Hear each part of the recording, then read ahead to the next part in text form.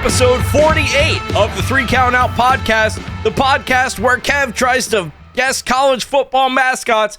My name is RFE1, and this week we have an incredible episode. We had WWE SurvivorSeries just happened. The AEW Continental Classic is kicking off for the month of December. And then over on college football, we're wrapping up the season. We're going into some championship games. NFL, we got the playoffs gearing up. We're gearing up too. We got some fucking tirades. I got some shit I got to get off my chest. This week, I am joined by the 3 men. They put the 3 in 3MB. We got Jackal. We got Mike. We got FGK. Actually, hold on. I'm going to rescind that because Jinder Mahal is in 3MB and Kev doesn't. He's not Saudi Arabian. Your accent's not any different. Oh, yeah. He's Canadian, I think. Yeah, I don't do a Canadian accent. I'm not brain dead. Oi, hockey. Well, you are FGK. There's a Canadian accent. Whoa. Oi, hockey and syrup. Whoa. How's she going, eh? How's she going? Jeez. My God. Have you guys seen a beaver? I'm not sure if that's Canadian. I don't care. The point is, I think that's a fantastic idea. And also, I would never be gender. Canadian accent? Well, let's loop back to that and then loop back to what I was going to say. I think every podcast, you should give me one college team and see if I can guess who it is. Because I only know a few. I know Michigan Wolverines, Michigan State Spartans, the Florida Gators, and the Penn State. It's like Ulysses Lions or something like that. Nittany Lions. Wow, Nittany you Lions. Were almost. It's a mountain lion. It's a mountain lion. My favorite president. I knew it was like something. Nittany S. Grant, my favorite president. I couldn't remember specifically. Besides that, I actually don't know any college team mascots, so I think you should give me one. All right, so wait. Before we go any farther, he just said the name of it. Kevin, what's Maryland? They're turtles, but they're not called turtles. What's the name? I said the name before we started recording. What's the name? The Titleists. That's golf. Fuck. That is golf. They're turtles. You just did say it. I did literally just say it before I hit record. Tardies. Close. Very close. Close. It's like a kid learning how to read. So close. Tardies. The turdies? No, the torties? No. He's almost there. Our favorite bit we ever do. The tortiers. All right, I'm going to end that before you say something you shouldn't. They're the Terrapins. I'm so happy we're getting Kevin with Alzheimer's and early onset now. This may be my new. We don't call him Peepaw for no reason. Oh Lord. The Terrapins, yes, the Maryland Terrapins is my now 4th favorite team. On to next week's. I gotta look through all 133 teams and pick out a good one for you. I already know one because I'll never get that. Boy, I can think of a few. Yeah, I mean, just pick any team. It's gonna be pretty much any team. I'm not gonna get it. What a star-studded weekend of just content we had to consume, huh? Rivalry week in college football, freaking Thanksgiving week, 3 games on Thursday, a whole slew of war games matches of people jumping off atop of high locations and breaking various bones in their body parts. For the love of the game. I don't want to get too far outside of like the college, I guess everything. But it is so nice to have 3 games on one day and just like watch football throughout the day. Because Sundays are great because you get like, your 1 o'clock, 4:30, sometimes 9. I don't think anymore. And then your Sunday night football games, but you only get to watch one. It's really nice to have Thanksgiving, you get like 3 full games, football all day. It was lovely. I loved every bit of it. Yeah, it was a nice 4-day stretch.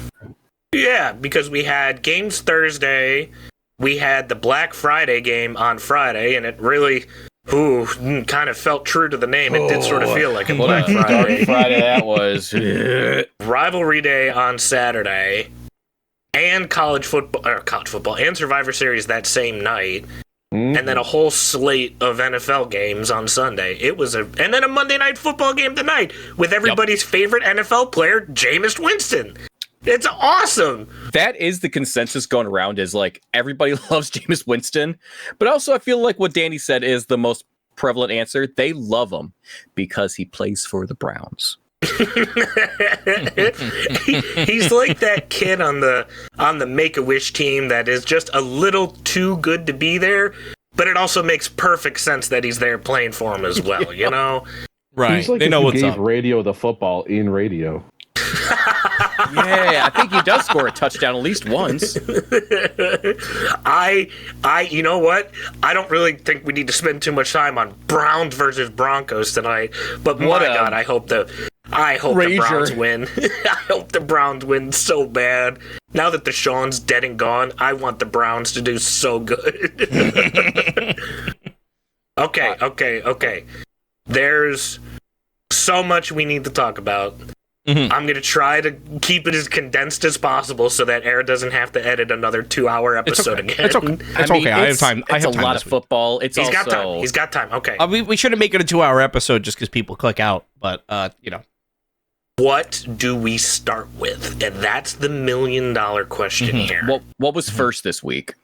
Thanksgiving. So, should we just go in order? Well, hold on. No, first this week was the Continental Classic that started on Wednesday in AEW. So we're going to start there, and we're going to get that out of the way real fucking quick. We're going to do a little sandwich. Wrestling, football, football, wrestling. Continental Classic, it's divided into 2 different leagues. Okay, so we got Blue League, we got Gold League. They're not split up between shows like they have been in years past, but... Because that would be too easy. Right, that'd make way too much sense, and it'd give you too much of a reason to watch one show over the other. But they will have they will have their clash of the eventual Blue League leader versus Gold League leader, and then they'll go on to face Okada, who is the current international champion, provided that he retains throughout, which I assume he will. But give me one moment, I just need to get the boards here. So we had a couple great matches this week. This is, in my opinion, the Ricochet Invitational Tournament. Just because he won a match? No, he didn't. However, never mind. However, Eddie Kingston, who won last year, also did not win his first match. Oh, that's good. It is a round robin tournament. I still stand on the hill that Eddie Kingston is one of the worst wrestlers alive right now. Yeah, but if he won, so can Ricochet. That's a good point. But so on the Blue League, we had Okada versus Daniel Garcia. That was a really good match. One point here. It was a draw. So it's a round robin tournament. So a loss gets you 0 points. A draw, like a time limit draw, gets you 1 point. And then a victory gets you 3 points. So we had Okada versus Daniel Garcia that ended in a draw. We had Kyle Fletcher versus the Beast Mordos. Kyle picked up 3 points there. We had Mark Briscoe versus Shelton Benjamin. Shelton Benjamin actually came out on top, picking up 3 points. And then over on the Gold League side, which in my opinion is definitely the better name-wise out of the two, we had Darby versus Brody King. Obviously, Brody King, as he does when he's in a match against Darby Allin, killed him. We had Claudio versus Will Ospreay, in which Claudio came out on top. We had Ricochet versus Claudio in the Battle of the Balds. The entire arena. So Ricochet, Claudio, and the ref were all bald, and so the entire AEW audience just started going bald. There was a "This is baldsome" chant. There was a bald wrestling fans. I didn't watch it, but I could feel it in my baldness. That's true. My favorite chant was bald EW. That was my baldy dub. And then we had Juice versus Darby.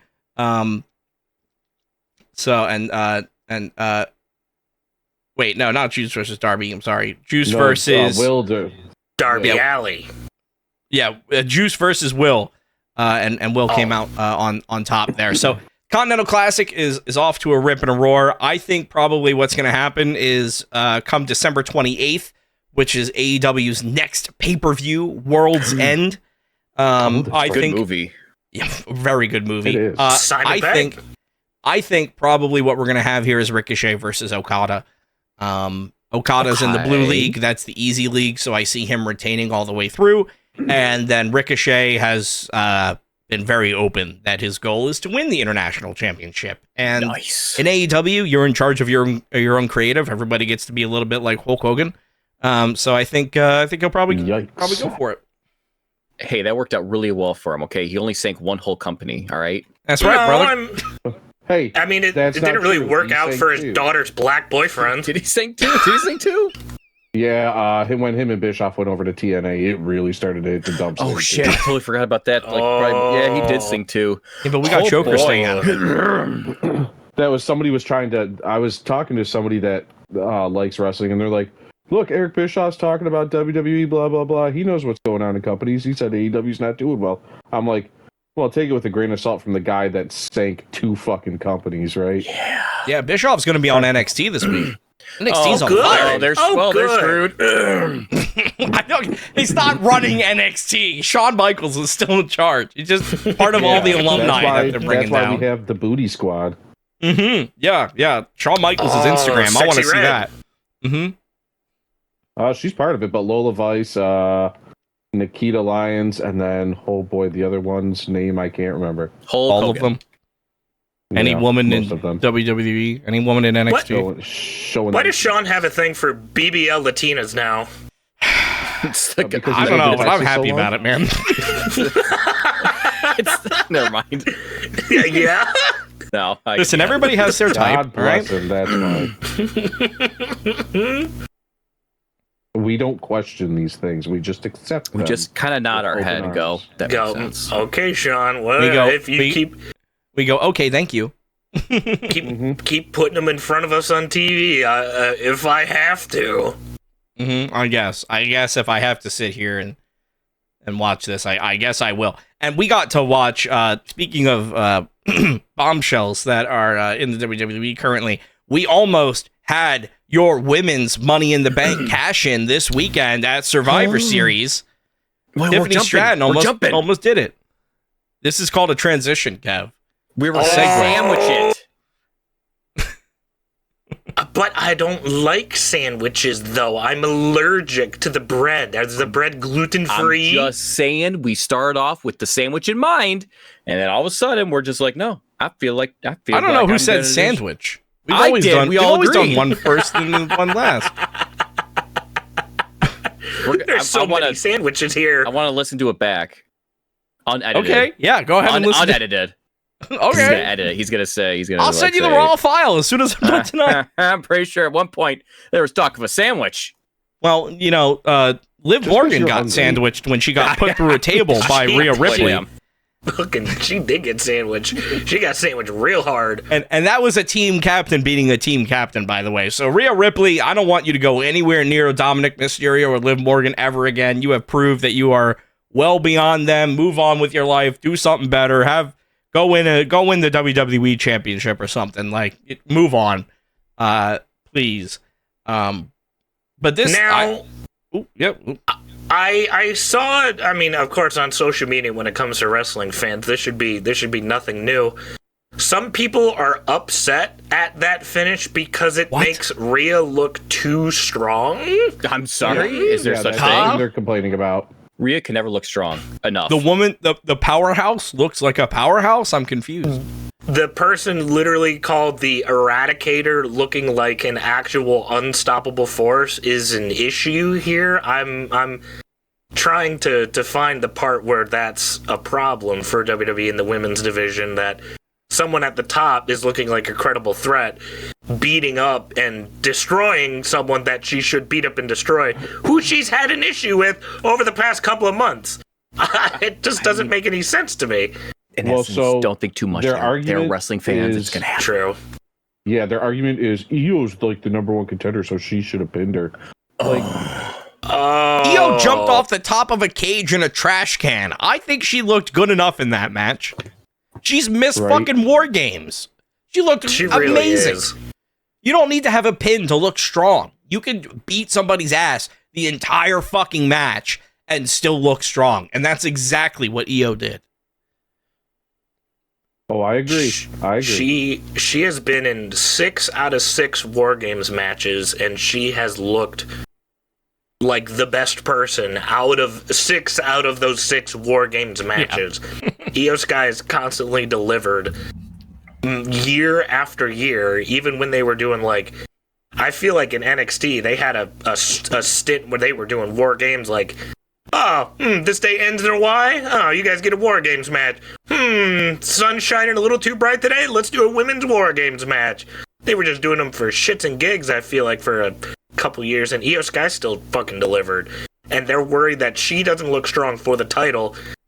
Oh, boy. And then this is totally glazing over the fact that who cares?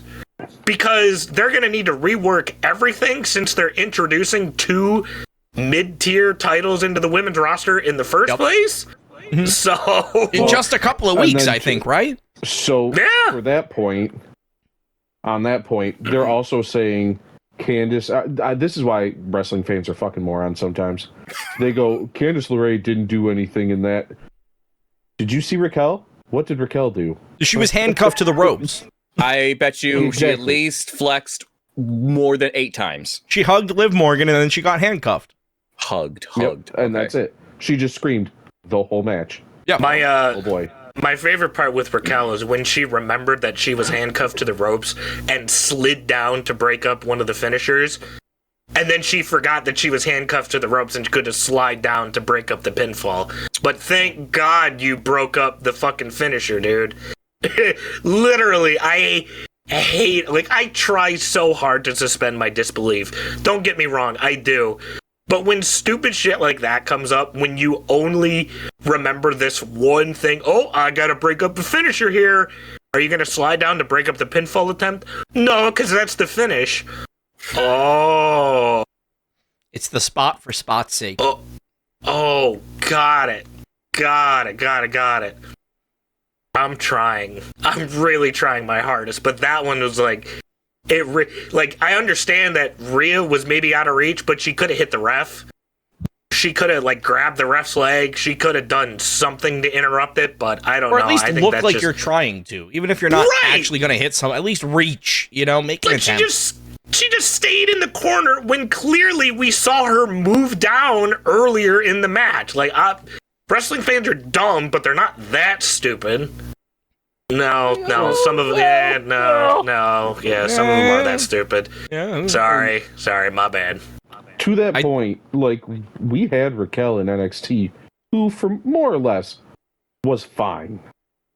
And then we get her in the main roster, and it's just, I know she's had a lot of stuff go on that probably caused setbacks, but, it's just garbage time all the time now. And I don't know if she just needs somebody to play off of to basically do all the talking for her or what, but man, does it seem like there's just nothing.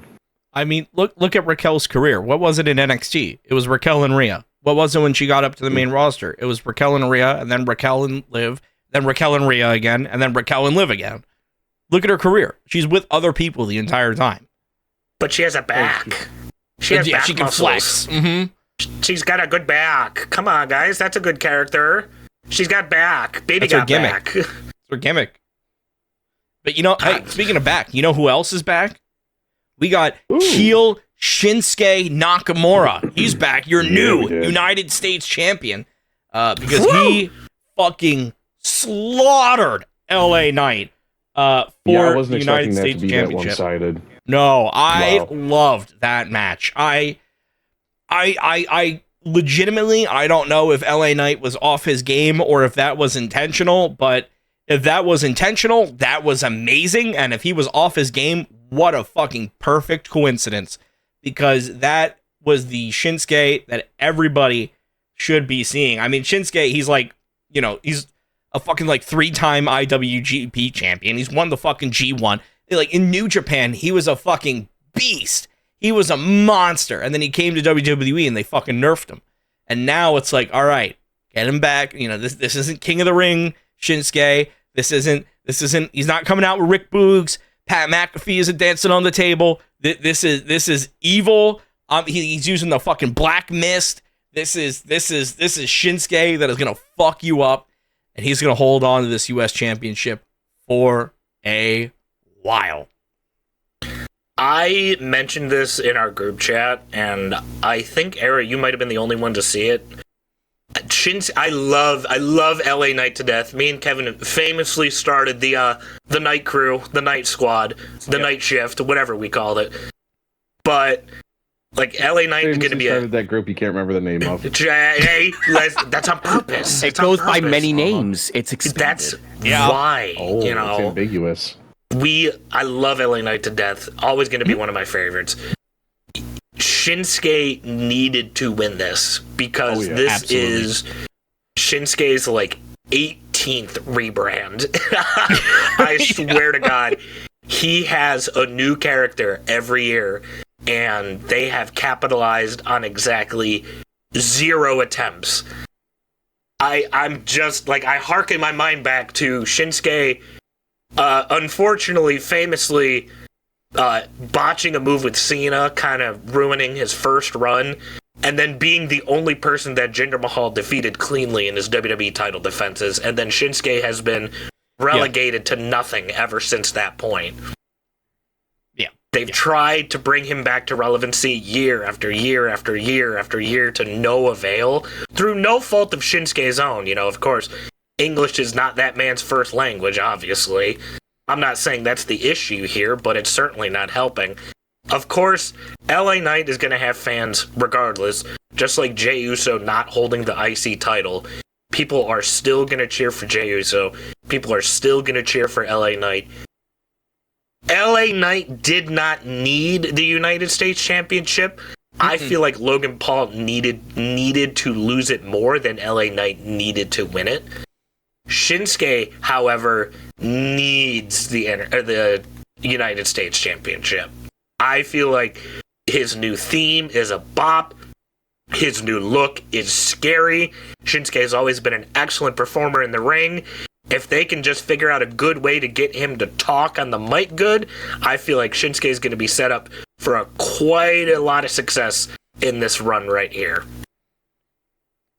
Well, and that's kind of what they were doing before when they fucked it up the first time and he went away, where they, like, I think it was against Seth, right, where he was doing like these evil ass Japanese like promos. Yeah, and they'd subtitle it. That was cool. Oh that was yeah, good. It was all anime and shit.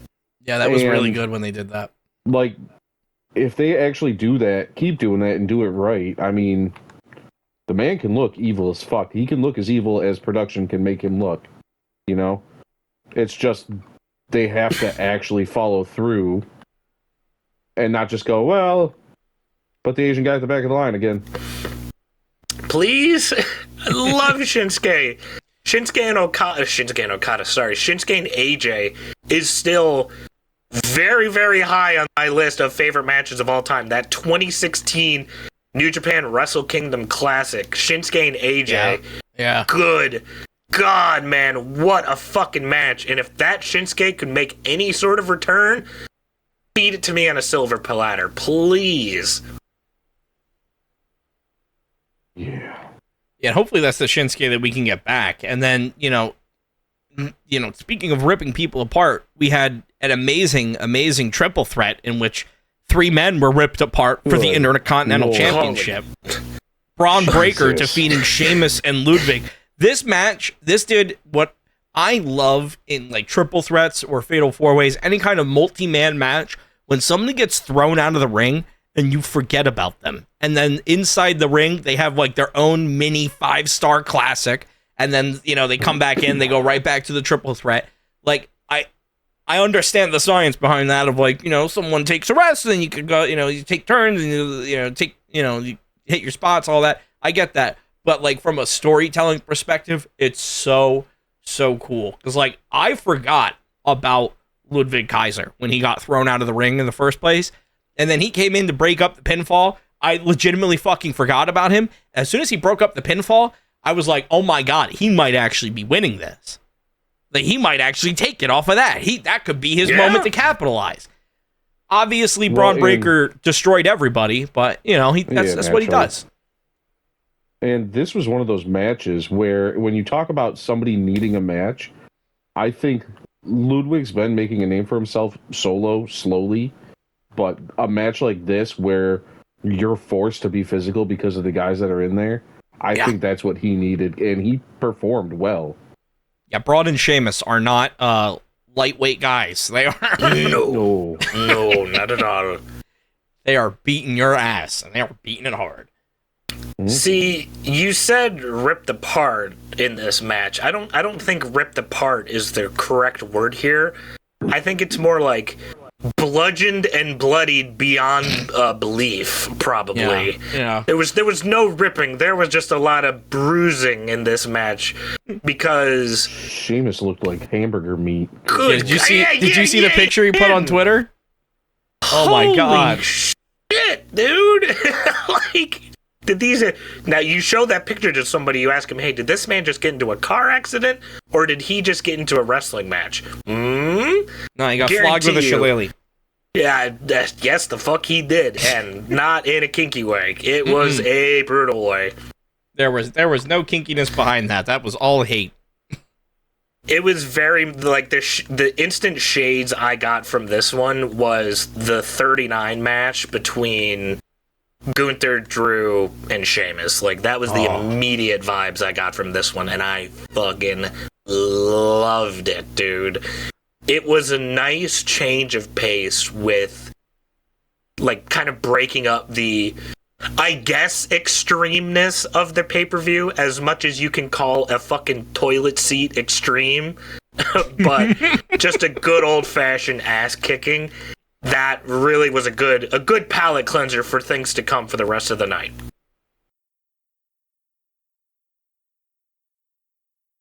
Yeah, and, Ludwig getting that opportunity to kind of stand out on his own and do his own thing. I mean, he was told by Gunther, go out there and make a name for yourself. Obviously, Ludwig did come up short, but I'd say he succeeded in that.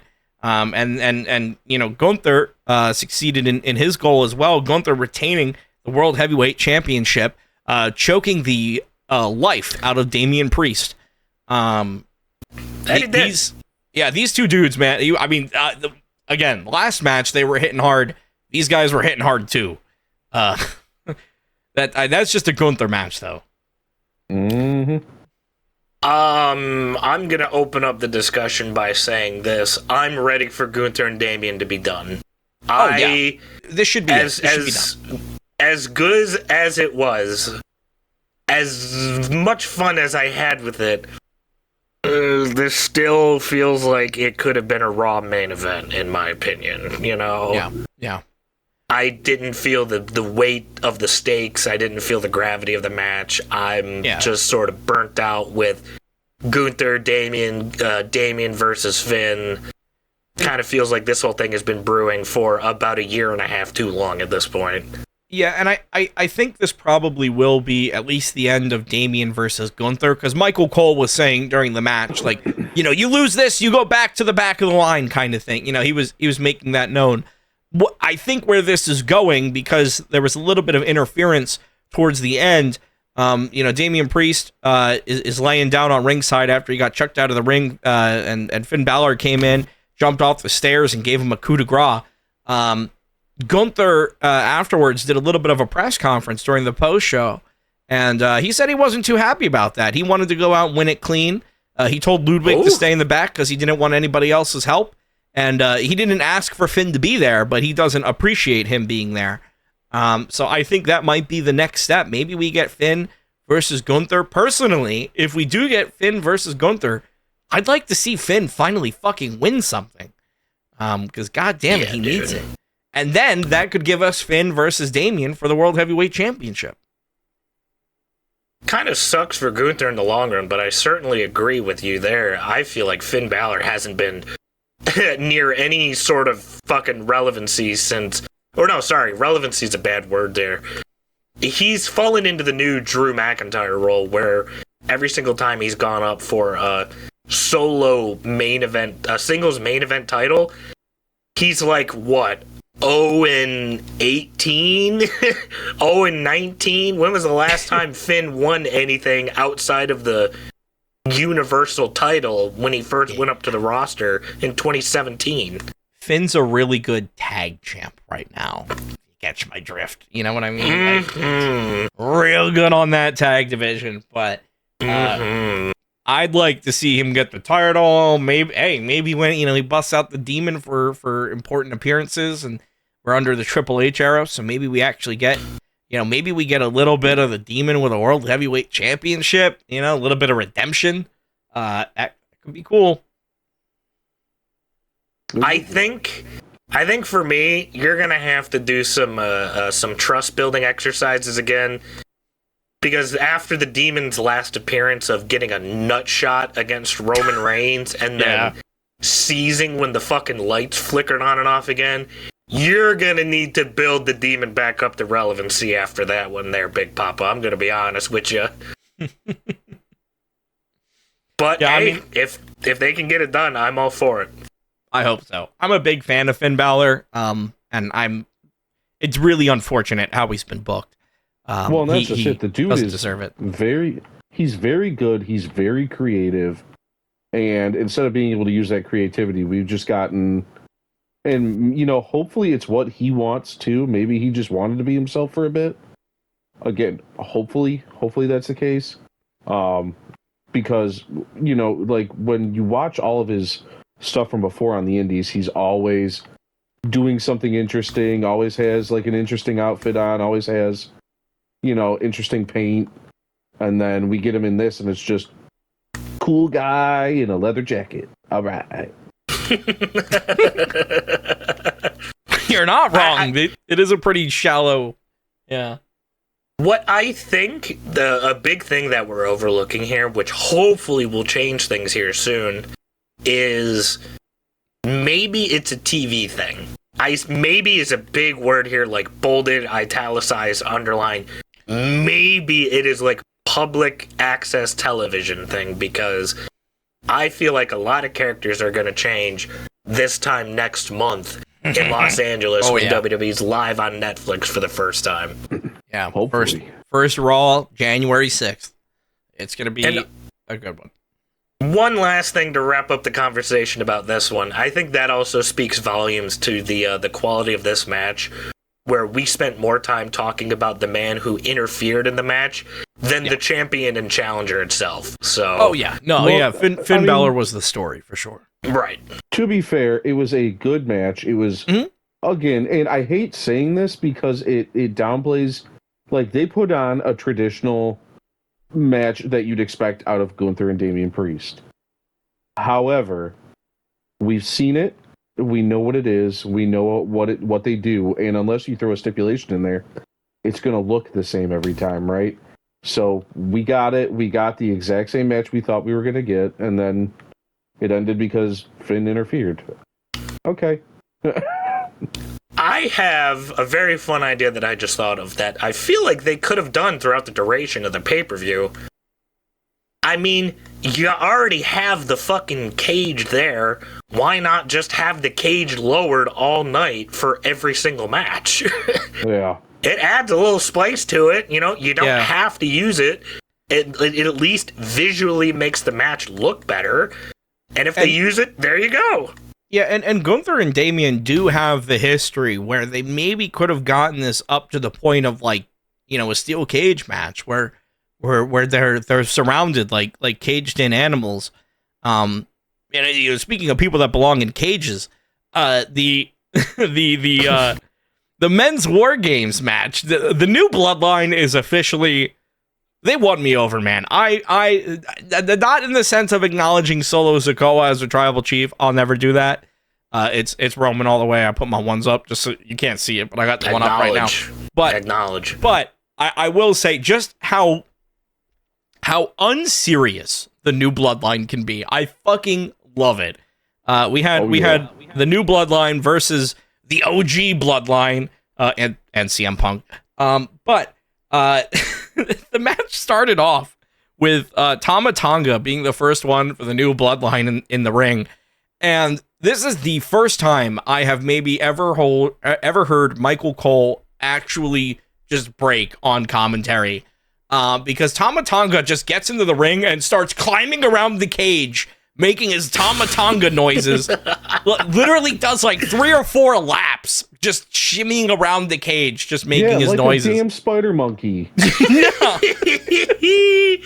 Oh, it was so. Look at what happens when you allow wrestlers to have a fucking personality. Look at what happens, dude.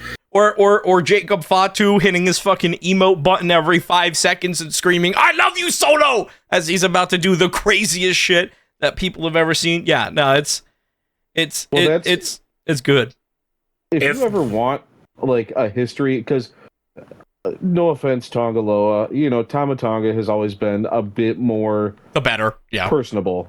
Yes. You mean to tell me Camacho's not good? What a surprise. But like Tama Tonga had a stint in New Japan where he's like, you know what? No, I'm done with the Bullet Club. I'm going to be a good guy now. And he just had a stint of like 6 months where he would try and be a good guy, and then he would accidentally do things that were bad in the ring. Like he would go to move and accidentally like flick somebody in the nuts. He did one where like a guy threw him and just somebody happened to be resting in the corner. So you just hear this high-pitched scream as Tama Tonga's running towards this guy at full speed.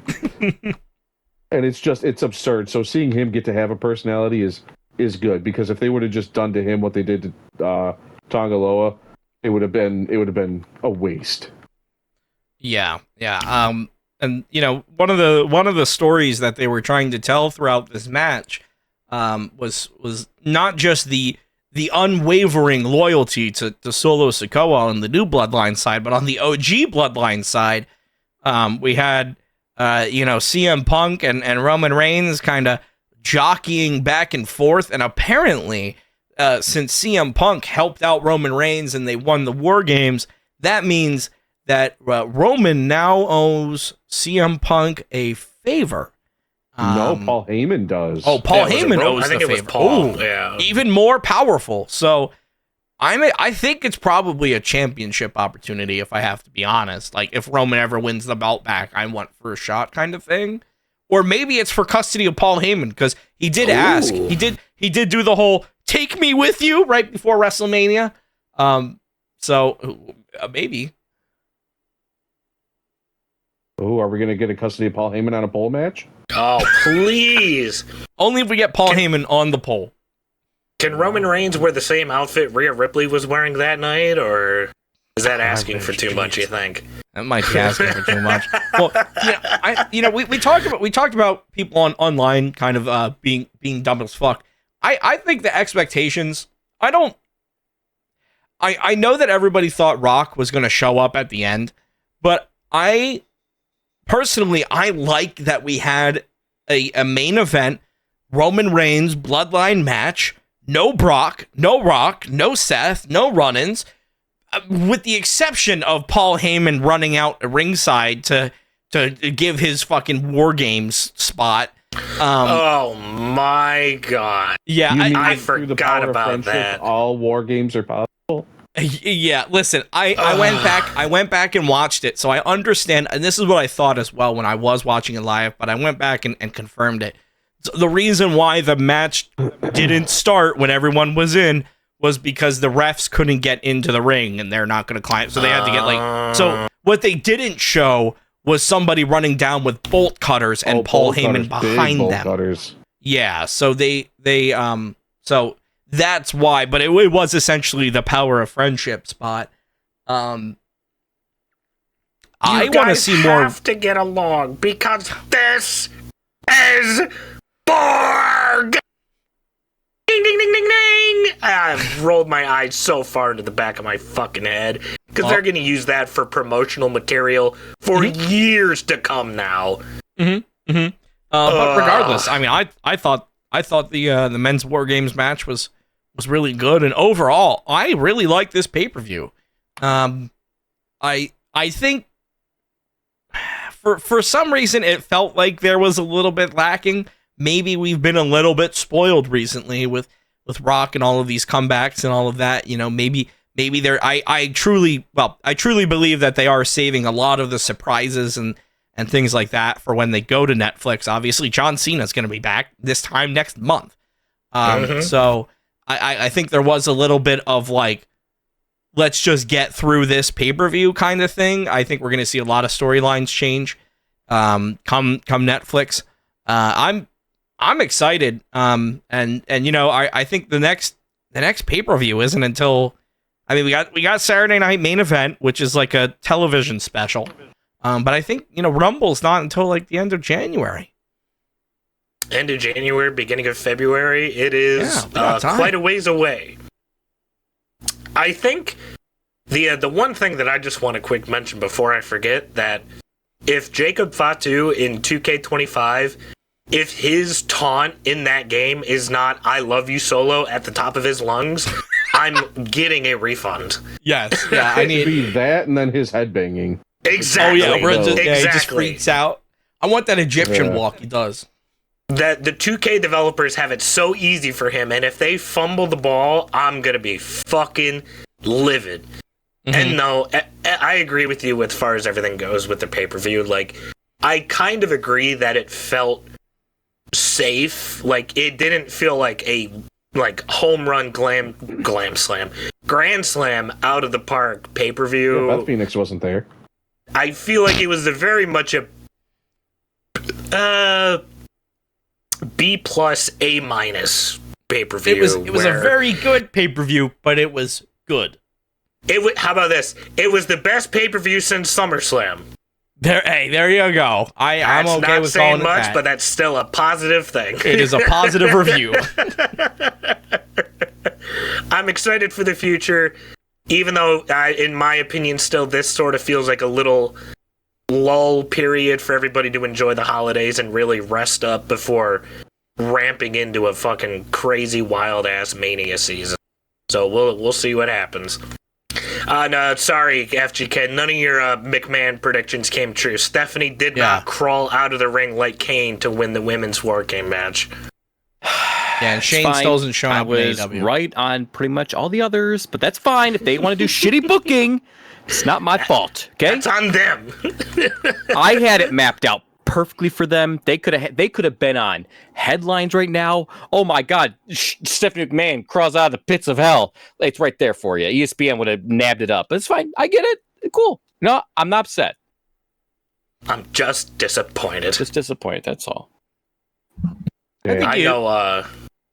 I know one thing that FGK wasn't disappointed in. Well, he might have been disappointed in with how things turned out, because I'm reading the segue room properly here. No more wrestling, unless I'm missing it. Yeah, we can segue. Want to talk about football? That fucking Thanksgiving Day game, huh? Mm-hmm. We've been talking so much. FGK hasn't had a chance to say a word yet. Let me hear what you had to think about your brand new Lions on Thanksgiving Day, national television for the world to see while they're waiting for their family members to make some food. See, there's so many things that I could say. I will start off by saying that the Detroit Lions did not win on Thanksgiving. The Bears lost. I stand by that. Now, mind you, it's, hey, scoreboard, baby, scoreboard. I get it. I do. And I'm never one to talk down to my Lions. If we may lose by the dude tripped and got a safety and we didn't do shit about it, like, I don't care. A win's a win. I love it. That being said, the injuries are there. I think right now we have the most injuries out of the per team. I think we have the most injuries. We have 18 players on injured reserve. That's a fucking big ass number. That is if you do the math, for those of you who are wrestling fans and don't watch football, to have a starting defense, to put a defense on the field, is 11 players. So that is our entire starting defense, and then more than half of a second. We almost have 2 full stacks out, just gone, like cannot play. And yet we're still holding 11-1. Now, when I say the Bears lost that game, I'm not trying to like dig at the Lions, because I could tell they were playing. I know they were playing hard. I still love to see it. They were definitely playing. Hey, injuries aside, I don't. Well, I'll get to that because there are a few things that I've seen people say that I can just tell that. See, here's the thing. As a Lions fan, we are constantly plagued by the same old Lions fans of, they lose, same old Lions. They're not. They're better. Trust me. Oh, absolutely. I've lived bad Lions games. All right, we're doing pretty good. That being said, Matt Eberflus may be the greatest head coach to ever come to Ford Field, besides Matt Patricia, to fuck a game that bad. Good save. Yeah. I heard he's still waiting to use that timeout. Yeah. Legend says he's still there. Still on the 50. He's just waiting for he's just gonna wait to throw it out there, but he's waiting for someone to jump off sides. He's gonna get him eventually. It was a good game, and honestly, I'll have Dan explain this more to me because even I need to understand it more. Everybody says that's division games. Division games are apparently like fucking, even if the team is like 2-9 and 11-1, division games apparently mean something to where that's just a thing. So I'll let you explain that later. The Bears are not a bad team. Caleb Williams will get better. I mean, shit. They almost beat the Vikings. Like, I did notice that you'd see, I just assume they're Vikings fans because they sound stupid.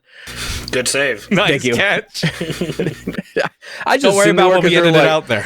Wow, these are some fake ass Lions barely winning. Be like, didn't they almost beat you? Weren't they the only team to recover a successful onside kick and then almost beat you? Like, I don't want to fucking hear it. All right, Minnesota.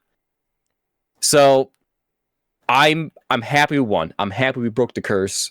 I just hope going to this next game is going to be a way bigger tell, I think, of where we're at because our defense is broken.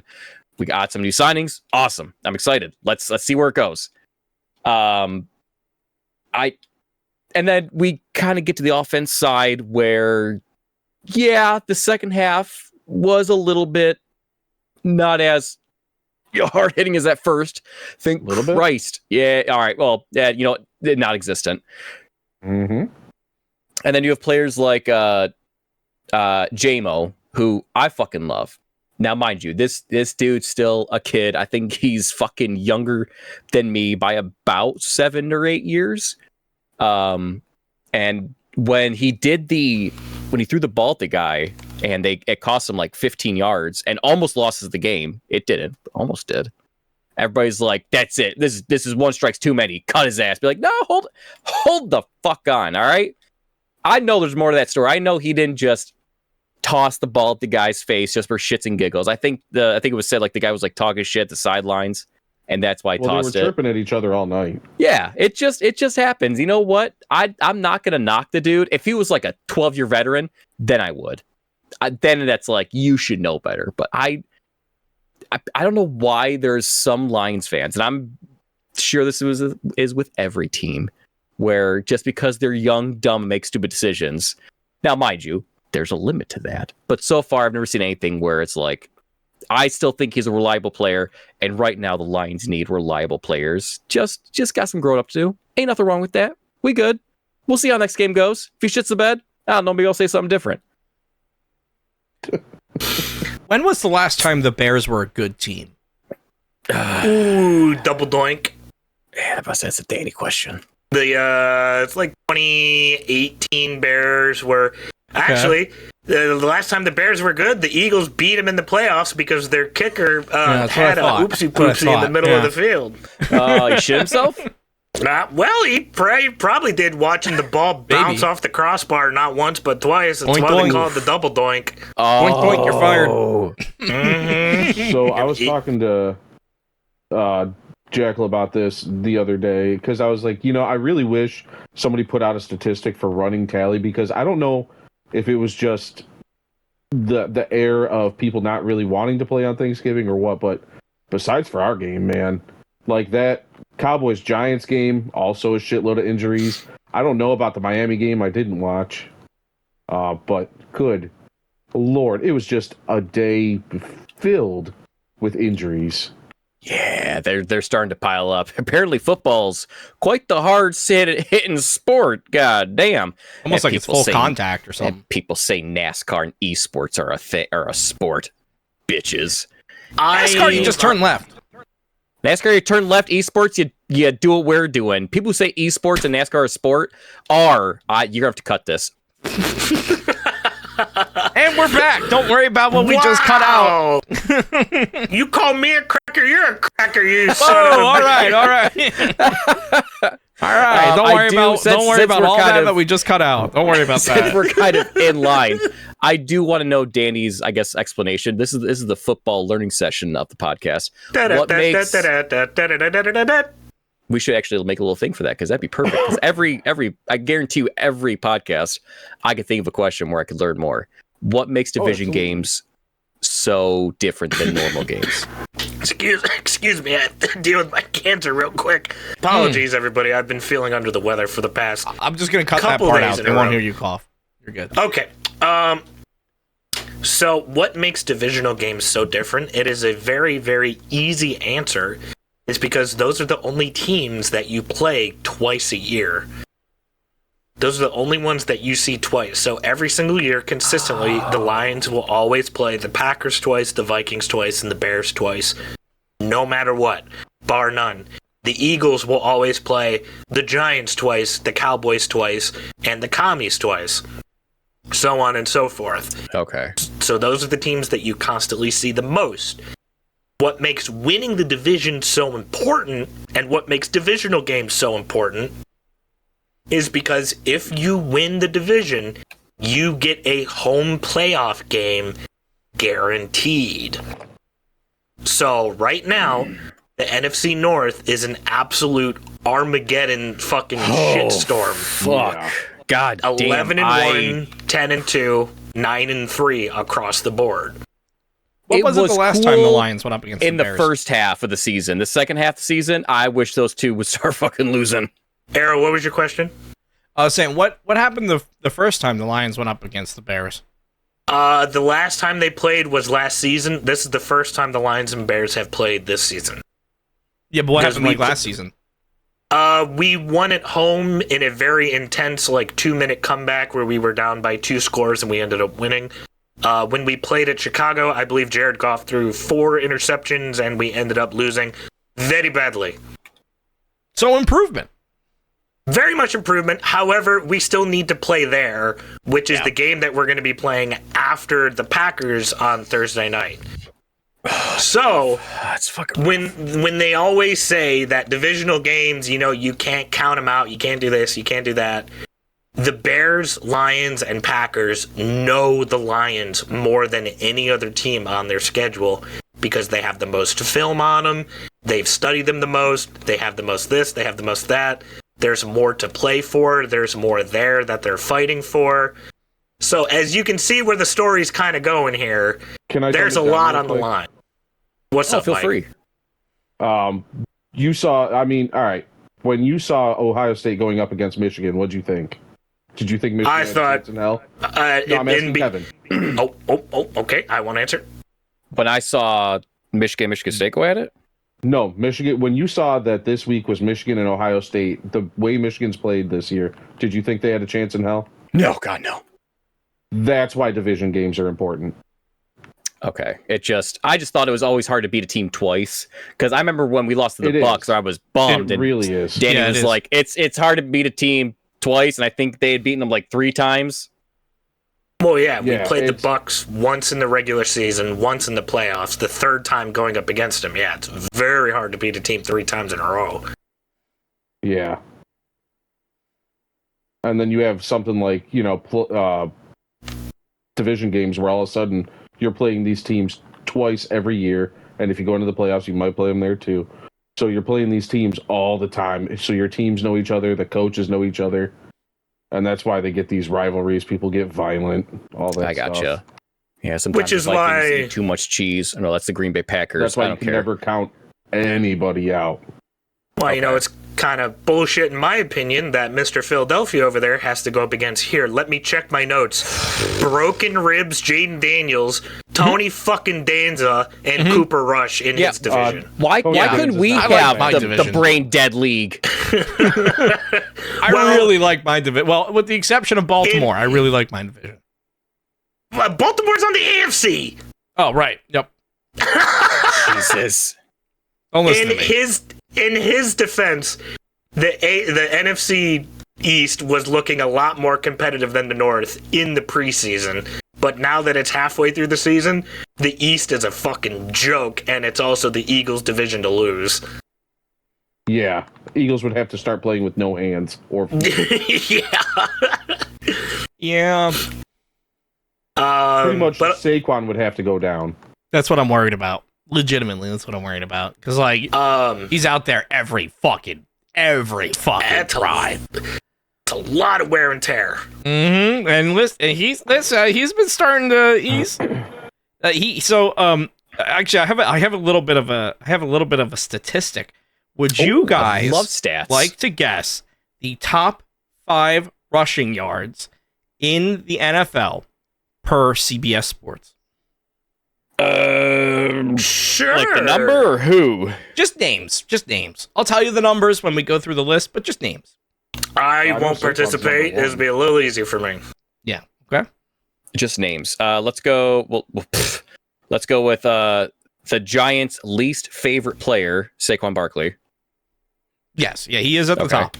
Okay. I can't think of his name. I'm just gonna draw a blank on it, but I know who he plays for. The Ravens. Derrick Henry. Yep. He's on there. He's number 2. He's number 2. The man that got bodied by Cooper DeJean last night. Yeah, he did.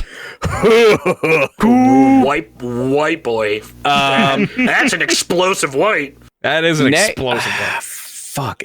I don't think they're top 5. I know they're doing really well, but I've never heard their names in the top 5. But I'm gonna guess 2. See if either of them are either Sonic or Knuckles in the top 5. Yes. Jahmyr Gibbs or David Montgomery. Jahmyr Gibbs is number 5. Okay, my guess out of those 2 was going to be Gibbs because I know when he gets yardage, he gets fucking yardage. Mm-hmm. So you got 3 and 4. Okay. I feel like I'm actually doing pretty well. Although you are. I'm doing pretty well. 3 out of 5 so far. That may max out my knowledge on running backs. That's 60. That's passing. These get Let degrees. me see. I'm trying to think of names that like stand out. No, he's a wide receiver. It has specifically running back. The rushing yards, probably rushing yards. We're talking hundreds and hundreds of rushing yards, unless. If Goff throws a ball to Montgomery, like throws a ball, is that count as a pass or is that rushing? Yeah, that's a pass. That's pass because there's yards after catch. They call them yak yards. Gotcha. Okay, that makes a lot more sense. Now, real quick, I don't think he would get this. Is Jordan Mason on the list?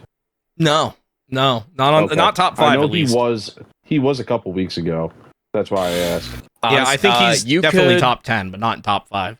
All right, so I got 1, 2, and 5. Give me the team 4, 3, and 4. I'll see if I can even remotely guess. Okay. We did talk about them in the number 3 spot. They come from the Packers. Oh. I can't think of any Packers names right now. I didn't know he was on the list. Josh Jacobs, 987. Remember, Mike, you said that was the only reason they won that Indianapolis game early on in the season. I mean, he did run for 250 yards. Mm-hmm. So we got Saquon, 1,499. Derrick Henry, 1,407. Josh Jacobs, 987. Number 4, you still have to guess. Jahmyr Gibbs, number 5, 973. Guess number 4. What is the team for number 4? The Eagles. Oh shit, that's good for them. I don't fucking know. So number 4 is Saquon Barkley, just in the second half this season at 982 yards. Holy fuck. So he's on there twice? He is number 1 and number 4. Number 4 is just in the second half. So he's I am just the worried best about Saquon's wear in and the tear. NFL. And if that man loses a nut, the Eagles go to 0-16 next year? If we lose Saquon, I am going to cry. He will not be on the podcast. If they lose Saquon, there's a slim chance that they don't do anything the rest of the season. Oh my God. And we need to keep Saquon because somebody needs to knock these fucking sorry, Jackal. Someone needs to do it to you. Someone needs to knock your fucking Lions down a peg. Whoa. Don't treat us like we're the Chiefs, like we win all the time. Let us have the fucking win. Listen. If you know what, if the Lions had won the last 5 Super Bowls, I'd be inclined to agree with you. The fact that we are doing really good, don't be like, hey, little brother finally, worked out, got some muscles, time to kick his ass. Be like, no, let him go work out, get a few more pumps. Listen, I'm just saying, only one team's gonna have the MVP. That's all I'm saying. You fucking had the MVP. I give a shit less about the goddamn MVP. Wow. All right. Now it's all. Jared Goff doesn't want it either. Well, I mean, hey, I guarantee you, Jared Goff wants something more than the MVP. Well, yeah, he wants to sit at home in Bermuda. I'd want to. I mean, okay. I hear it's nice there. That's a lot. That's a tough talk coming from someone whose offensive game plan is, okay, we're just gonna punch him for a first half, and then Saquon, you're just gonna run really fast for the whole entire second half. Okay, all right, ready, go. I mean, all I'm gonna say is one team is 10-2 right now. The other one's 11-1. Who could that be? One team is also paying AJ Brown. One team's also paying AJ Brown to just sort of sit there and look pretty. He's doing a good job at it, though. It is fair. He's doing a fantastic job. Very pretty. Very handsome man. Beautiful man. Does he wear wigs? Does he wear wigs? As much shit talking as I want to contribute to, and trust me, I could go all night if you let me. Did you go about 21 minutes and 39 seconds? Now, that's a different topic we'll be talking about here in a second. I want to give you credit where credit is due. The win over the Ravens last night is a very impressive win. Made him look like the lesser team in the NFL. Listen, yeah. I want to give credit where credit is due, because for the first time in 3 Counting Out podcast fantasy football league history, the era V1s have been dethroned. We were undefeated, 12-1 because of Mike. So Mike, congratulations. Good job. Attaboy. You know what? I'll happily be the one. We knew someone was eventually going to do it. My team is essentially the Detroit Lions in the fact that everybody has gotten injured. Well then, okay, hold on. Question: why did you name them Mike's Make-A-Wish Kids? Well, because that's what I'm playing with now. Sorry. Continue. Because I think, besides for Derrick Henry, I think all the rest of my team is different. Nice. Literally 100% of my team. It's bad. And now Baker Mayfield's down, so I don't even have a quarterback that can. What the fuck happened to Baker Mayfield? Stroud gets. His nuts were too big. Oh God! Again, I hate when that happens. Unfortunate. But yeah, that team. I mean, I went against Danny's girlfriend last week, and she whooped my buns. And now I get just lucky against Era that all my guys were healthy for. Well, Christian McCaffrey was healthy for a quarter, I think. Oh my God, I saw that. Was he the guy that had the big comeback halfway through the season? Like, he's back, he's gone. Or is that the other 49er? Yeah, he made it a quarter last night in the snow, and you watched his whole Achilles just shatter and pop in real time. No, this time it was his knee. Oh, it was knee. Sorry, my bad. That was rough. I mean, so he has bad Achilles, and then his knee went, hey, wait, me too. Hey, wait a minute. What if we make it the whole leg? And then to follow up with that, their backup running back, who was putting up amazing numbers before he came back, Jordan Mason, is out for the season. Or he's at least out for 4 weeks. So, yeah, that team. Speaking of down and out, I'd like to formally talk about what I mentioned after the Thanksgiving game, because I know I said I had enough hatred in my heart I only had enough hatred for certain NFL teams, i.e., Vikings and Packers fans. The Dallas Cowboys. I felt bad for you guys. All right, I did. I didn't care. you know what? You guys were having it bad. You know, as a Lions fan, you know, we've had it bad.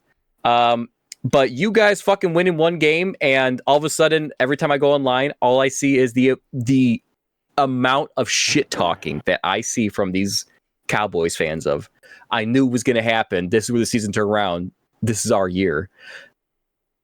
I get it now. My eyes have opened. Fuck the Dallas Cowboy fan base. Good, Jan. Good, Anakin. You're seeing the light. I'm so proud of you, Kev. I'm so proud. Like, I felt bad for him because I was like, oh, they're losing. You know, why beat them when they're down? This is their down. But like, even as a Lions fan, when we won that one game against the Vikings, I didn't go, yeah, that's it. Fucking the whole thing's turning around. You guys just wait and see. I was like, oh my God, we won a game. Isn't that nice? Huge difference than, yeah, this is our year. You guys better watch out. We're back on top. We didn't need Dak. Like, I mean, listen, all the right. Cowboys, Okay. Cowboy fans have always been professionally delusional. Yeah. Right. That's a good They way were to bad put it. before Dak. They're going to be bad long after Dak. Yeah. Like, good for that dude, whoever he is, to get a win. But, you know. Cooper Rush. I mean, yeah, nobody expected them to win with Cooper Rush, so it is not a surprise. Yeah, no. You guys are so funny. So now that you guys are apparently a winning season now, I will now be rooting against you. I know that doesn't mean much, but if you lose, I'm gonna say shit. That's about it. Cause fuck them. That's why they beat up on the Giants, who are getting rid of their entire. They're cleaning house. They're making room for an entire new organization, essentially, which is also the same thing they need to do in the other part of New York, New Jersey. Because, my God, the Aaron Rodgers experiment, Old Man Winter, is finally showing his true colors again. I think that's it. That's it, boys. Turns out Aaron Rodgers was the problem. What a surprise that he's trying to repeat everything that he had in Green Bay. I drink the dolphin juice. It's me. It's him, like, what, 3 of 4 of his friends, and then just some random young kids in a team together, and he was just like, come on, we're going to go win a championship. Everybody's like, the fuck you are, Aaron? What are we doing? Yeah, it'll be like this, Grandpa. It'll be like playing football in the backyard during Thanksgiving. You know, it's go out there and throw to your friends and win a championship. Yeah. Hey, if Brett Favre can do it, so can he. Yeah. What is Aaron Rodgers going to do commercials for Wrangler here in the future? I hope so. It's probably the next career step. Yeah, maybe Levi's. If this is one of those, like, you know, history doomed to repeat itself, you should probably right now start keeping Aaron Rodgers away from the welfare people. The welfare people. That feels like a slur that shouldn't exist, but it does. Oh my God! You know, while we're going on tirades here, I wanna address the Maryland Terrapins here, because kind of in a similar vein, I listen. We beat them. It was 44-7. Penn State fucking slaughtered them. They're upset. You know, I get it. Nobody wants to lose when Penn State has their, like, you know, wide receiver 3s and 4s out there and their QB3 and all of. I get it, but at the same time, not my fault. There was an entire game there. Nothing fucking happened. It's not our problem that they can't fucking score. And instead, they want to just go online. They want to go on Twitter. They want to bitch and complain. There were no bad ref calls. There were no bad penalties. There was really nothing questionable that happened in this game. It was just Penn State showing up, kicking ass on the way to a Big Ten championship, and leaving. And they want to just bitch and complain online. And I have no sympathy for Maryland fans. I didn't give a shit about Maryland before. I know it's our rival. I don't really give a fuck about Maryland. Now I hate them. Fuck off, you're crybabies. Go, fuck off. We got a Big Ten championship to win. Penn State has got they got in the words of Coach Franklin, that's football. So we got a little bit more to go. Coach Franklin, when he was asked about it, he said it's, quote, not my problem. Well, because he even said, he's like, hey, we have 3rd and 4th string guys in there. Yeah. You have 1st string. Your 1st string couldn't stop our 3rd string. He's like, I'm going to get them in there to play and have experience, so when the 1st string guys are gone, They know what to do. He's like, not my fault. You guys can't stop third string with your first string. Listen, it's football. Our fucking backup Bo Perbula, our backup quarterback, he had a great fucking night. Like, that's the kind of, like, it's not our fault. Maryland just sucks. Their football team just sucks. And they're bitchy about it. And it's like, shut up. Go fuck off. And, like, what you need to be doing as a team, instead of bitching and complaining, is, like, they need to be having the discussion of, like, what can we do to improve? And like, that's what needs to be happening, not bitching and complaining online. Speaking of sucks, you guys ever been to Ohio? Ugh.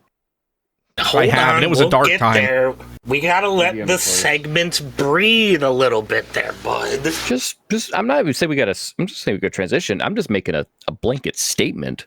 Well, Ohio sucks. Ohio sucks. I'm not saying we gotta transition anywhere. I'm just saying Ohio because sucks. I agree that the school that wasted Tua Tagovailoa's brother for 4 years absolutely has no fucking room to bitch and moan. They had Taulia Tagovailoa there for 4 years. A Heisman frontrunner, I think, 2 years ago. And that program has done nothing. Absolutely nothing. They've been forced to join the Big Ten, sure. Were they making any noise in the ACC? Absolutely not. No. Were they making any noise in the Big Ten now? No. Fuck no, bud. You're upset. Again, this circles back to what I brought up earlier. These guys that are complaining that Penn State is running up the score are also the same ones bitching and moaning that, football is too soft. Football's way too soft nowadays. I miss when there were hard hits and people were getting concussions left and right. Oh no, don't run the score up on me, Mr. James Franklin. But that's hurting my feelings. Please you know what? Don't. It could hurt their feelings. It made me feel a whole lot better about the future of Penn State. Because, this year has just been kind of summed up by Tyler Warren bailing us out at every opportunity. But now we have depth, and we showed that. And so I'm excited for the Big Ten championship. I hope we get to go maybe all the way to a natty, who knows? And if we don't, we're in a great spot for next year. The one thing that I'm not hearing yet is maybe I don't know, a thank you, any sort of gratitude, because you're hyping up your program quite a bit, but not to burst your bubble here, when was the last time you guys beat Ohio State? When was the last time James Franklin knocked off Ohio State? Listen, I'm not gonna. I told when that happened, I didn't make up excuses, and we have an Ohio State problem. I never said. There you go. Legitimately, I think going back to, hey, Maryland, you should be looking at what you can do better. Penn State, we should be looking at what we can do better. Why do we constantly lose to Ohio?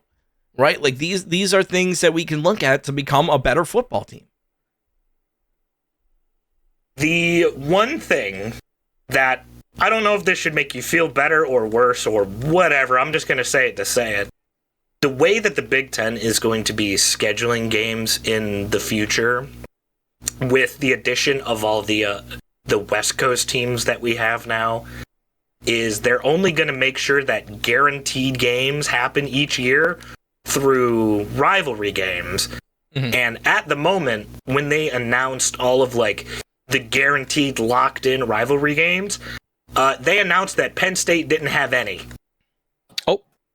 So there is a world where your scheduling probably does not have Ohio State on it in the future. So granted, as much as you do have an Ohio State problem, sure, may not be a problem for long. There may be a couple years where you don't have to worry about said problem. I'd gladly take that. Does that mean, yeah, you'll have to worry about Michigan again? Probably. Does that mean you have to worry about a surging Indiana or Iowa or Oregon in the future? Sure. Listen, as long as I don't have to deal with those stupid fucking Buckeyes on Twitter bitching and complaining about some. I know you put a video out already, but as long as we don't have to deal with them bitching and complaining, I don't care. By the way, everybody who's listening to this episode, if you're not already on our YouTube, you should go to our YouTube at 3 Count Out Podcast and watch the video that was put out earlier today. It's Jackal roasting Ohio State for like 21 minutes. It was, dude, you hit the nail right on the head. That being said, if you're an Ohio State fan, you're probably not going to like the video. Well, they're not going to like this podcast. If you're an Ohio State fan and your name is not Trevin, a social media content creator friend of mine, you can politely fuck off. Yeah, Trevin, we like you. Show up. Trevin gets a pass. I'm so tired of all these programs trying to take the fucking high road of I want to make sure everybody can enjoy my podcast. I want to make sure everybody can enjoy my content. I don't fucking care. No, it's our opinions. Fuck off. If you can sit down and enjoy and watch an Ohio State game without feeling sorry for yourself, I don't want you fucking associating with me. I don't want you listening to me. I don't want you anywhere near the shit I make. Leave. Don't care. Even if you're here for the wrestling and you're like, well, I do like Ohio State. Wonderful. That's great. We're not going to ever be able to get along. Sorry. That's how rivalry games fucking work, bud. It's a real fucking treat that your cops decided to pepper. It's really weird how they pepper sprayed a lot more Michigan players than Ohio State players. It's funny how that worked out. Yeah. What was the parlay on that? The parlay? On what? Michigan getting pepper sprayed? Yeah. The FanDuel bet of how many Michigan players get maced $1 million to 1. Has that ever happened before? No, not while players are still in uniform and Fox TV cameras are still rolling. That's pretty rare. Well, hey, of course it was Fox. Like, you know, that makes plenty of sense. No, because I had a lot of things I needed to say about this game. Mm-hmm. I have said my piece. It is over on the YouTube channel. It is a very long and drawn out video that I'm very proud of. Fun fact that is not seen in the video, but I got so intense and so heated today, I threw up while making that video because I'm so sick. Oh my god. It was very much worth it. Commitment to the bit. So instead of giving my opinions again, I definitely am still encouraging people to go watch. Mm-hmm.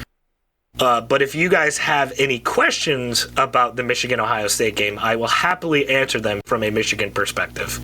How did they actually play? Was it luck? Was it a Bears-Lions thing where Michigan didn't really win, or did they actually? No. Pretty good. It wasn't a luck thing in the slightest because Chip Kelly's a fucking hack, and he wanted to try to prove that Ohio State. I could have told you that years ago. Yeah, Chip Kelly's a fucking bum. There's a reason why he's in college and not in the NFL. Chip Kelly's a fucking no-talent douchebag. What plays did he call in run up the middle, run up the middle, run up the middle, inside run up zone. The middle, run up the middle, inside zone, run up the middle. He basically, to put it in the Lions terms, he went Monty, Monty, Monty, Monty, Monty, oh punt. Okay, we got the ball back. Monty, Monty, Monty, oh punt. When essentially they have Jamison Williams and Amon-Ra St. Brown at wide receiver, and Michigan's cornerbacks were peewee players, and they decided to not use that disadvantage. Chip Kelly just wanted to prove that his dick was bigger than Michigan and really wanted to nail in the fact that they're tougher in the middle. Michigan has 2 players at defensive line who are probably going to get drafted in the first round this year, named Mason Graham and Kenneth Grant. Absolutely put their cocks out in the middle of the field and showed that they had bigger dicks than the entirety of Ohio State and that bum Chip Kelly. That's funny. So it's not that it was luck. It's not that it got lucky. It's not that Michigan played better. It's that Michigan dominated the line. It's that Chip Kelly can't call a game to save his fucking life. Could have told you that Michigan years ago. Was the better team that day. God damn. Okay. All right. Any other questions? That was probably the biggest one. I'm trying to think of like what other questions would be actually prevalent that you give like insider knowledge on. my question is, who pays the $100,000 fine that was given to both schools? Does that go to the students? Probably the school. Do they up their tuition? Department. They're the parking rates at the stadiums have just fucking tripled. Way to go, guys! Guys, we gotta get this fine off.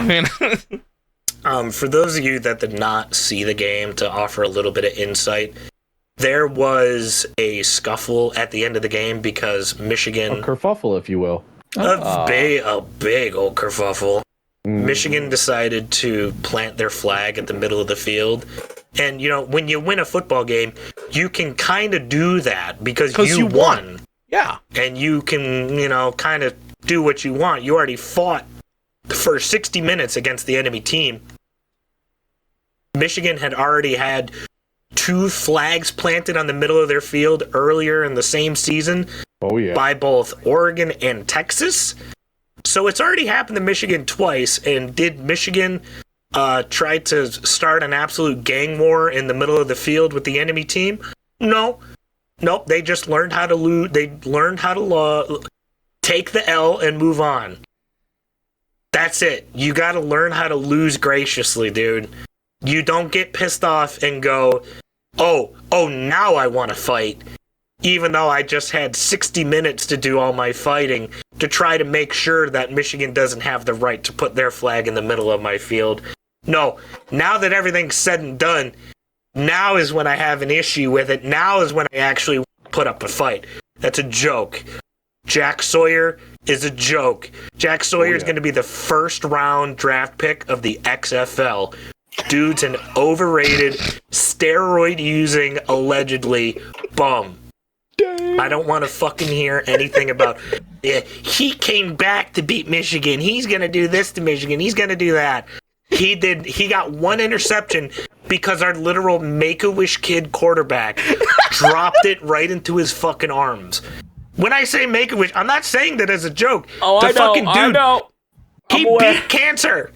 He did. He did. He's a literal. He's just like Roman Reigns. He's just like Roman Reigns.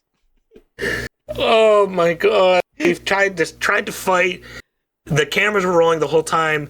Gus Johnson acting like his mom was being brutally murdered right in front of him, saying that was the most disgusting thing he's seen all day. Oh my god! What a bitch! I counted yesterday. I think 6 teams all got into fights because the winner tried to plant the flag on the loser's field. There were about 6 fights yesterday, and Michigan was the first one. Mm-hmm. It's rivalry week. It's good for the sport. Fox is literally going to use that footage for the same thing with Heyman in between the middle of Punk and Reigns. Fox is going to use that Michigan-Ohio State fight for years to come. We're going to be grandfathers and say to our grandkids, oh, look, I remember the podcast episode we did talking about this fight right here. But thank God they both got fined $100,000. That's really going to send a message to the schools. Holy shit, I'm getting lightheaded. Yeah, let's you're getting worked up. I think if people want to hear the rest of your thoughts on the fight specifically and all of that, they can go over to that YouTube video, because that is a very good video that you put out. It was beautiful. It was a work of art. Thank you. I will say the only thing, this isn't a question, but it's just more of a statement, I guess. Just so the world is aware, and I'm just basing this off of one video. It is not insert city versus everybody. Okay, the basketball team that LeBron is on. I don't watch basketball because I'm not. I was going to say something else, but I don't want you. I didn't want you to cut it. But I'm not a. Now that sounds even worse. Yeah, you're not helping yourself any. Yeah, he's on the Lakers anyways. Move on. Anyway, then I saw a video of the Ohio head coach, and he was like, "Yeah, I came in to say because it's always Ohio versus everybody." Be like, shut the fuck up, all right? Ohio just sucks. It's not Ohio versus everybody. It's Detroit versus everybody. We'll even extend that to Michigan. I'll give you like Michigan and Michigan State and the Lions and Tigers. Sports, all right? Oh my.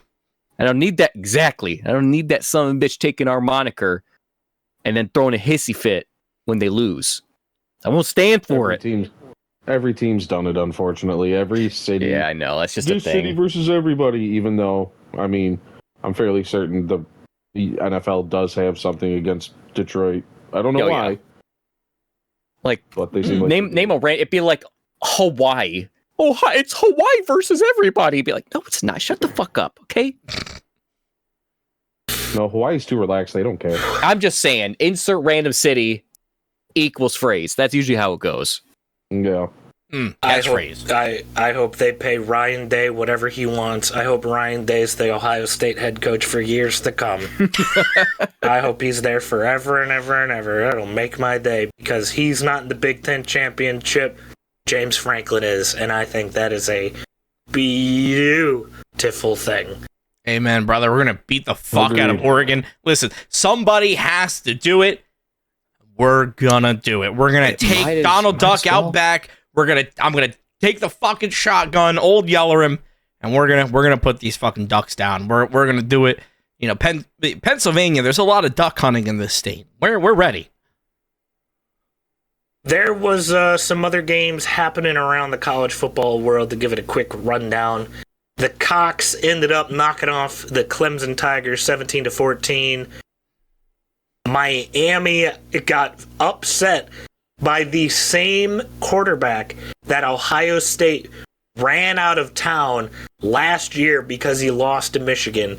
That same quarterback just put up a 300-yard, 3-touchdown performance against number 6 Miami as the Syracuse Oranges beat the Hurricanes 42-38, knocking Miami out of the ACC championship game. Other than that, it was kind of ho-hum the rest of the way because Notre Dame curb stomped the Trojans.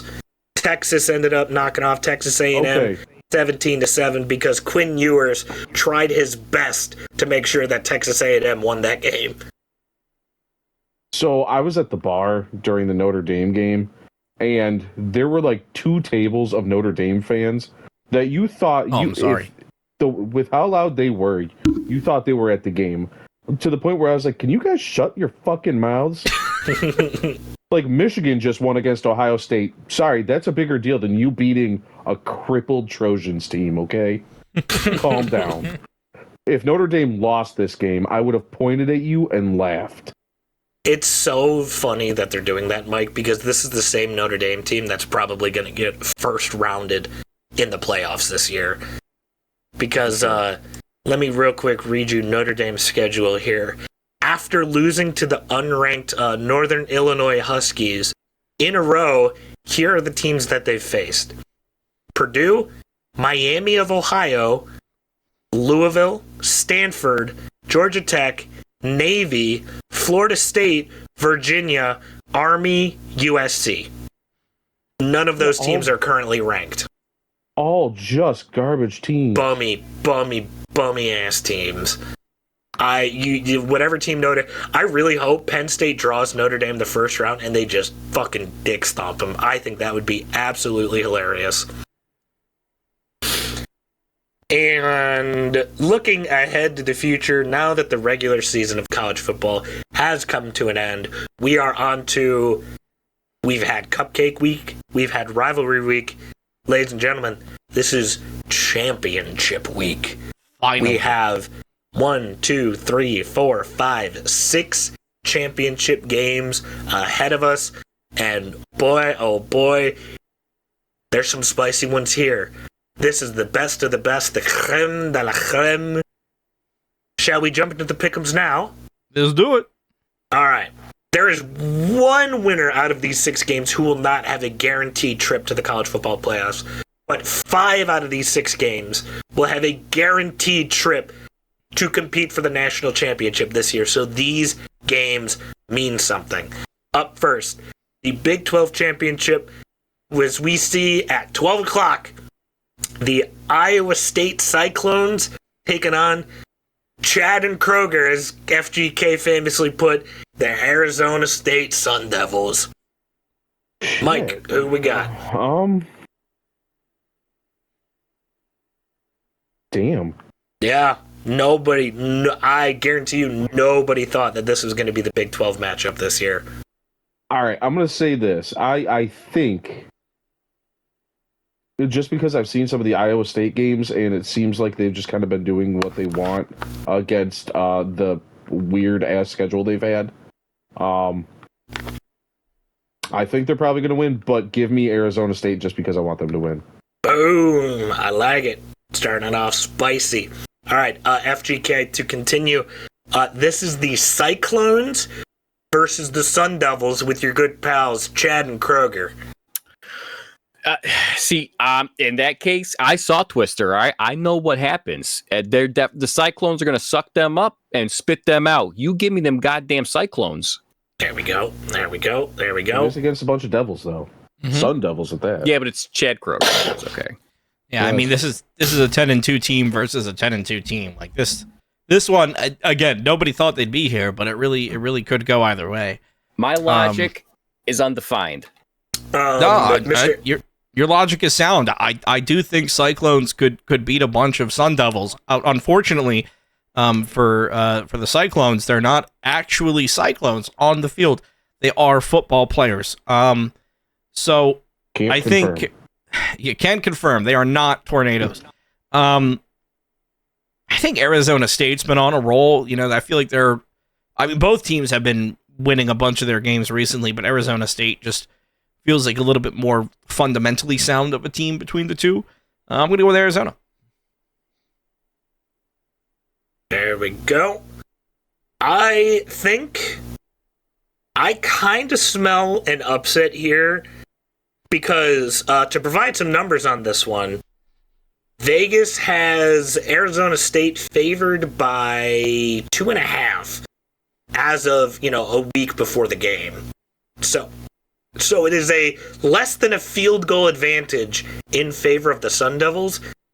However, I do think their head coach is in his either first or second year, so he hasn't really been on a big stage before, and I do believe Iowa State has been in much, much bigger games than Arizona State have been in the past some odd years. So I think through experience, I'm going to lean Iowa State here in a bit of an upset. Up next on Saturday, we are going in order because the Big 12 is opening the day at 12 o'clock. In the middle slot is the SEC Championship. For the first time in, God, it feels like forever, it is not featuring Alabama as it sees the number 7 Georgia Bulldogs in a rematch with the number 3 ranked Texas Longhorns. Mike, who we got? Texas beat them the first time, I think. Nope, it is the other way around. Oh, Georgia upset them the first time. Yep. I don't know if Georgia can do. Georgia's been a weird team this year, and Carson Beck has thrown more interceptions than he has changed his shorts. So just know that. Can confirm. I follow him. No, I don't. I thought it was going to end up sounding too weird. Yeah, that man, I watched him play, and for Georgia being as good as they are, he seems like somebody. I don't know how he's going to perform in the NFL because his play is so fucking wonky. So give me Texas by 40. Damn. All right, FGK, this is the Longhorns versus the Bulldogs. You know what? I've been not gonna lie. The Bulldog is an inferior English pet. The Brits lost to the Tea Party, so you give me them Longhorns. Give me Texas all the way. It's an American Bulldog, not a British Bulldog. Ah, fuck. I don't know shit about the American Bulldog, so give me Texas all the way again because I don't know what to say. There you go, Aaron, Texas, Georgia. God, I really like Georgia, but I don't know that Carson Beck is going to handle the football like he should. Like you said, he's thrown more interceptions than most quarterbacks, and Texas is a team that you cannot fuck up against. I also think Texas probably learned from their loss. Give me Texas.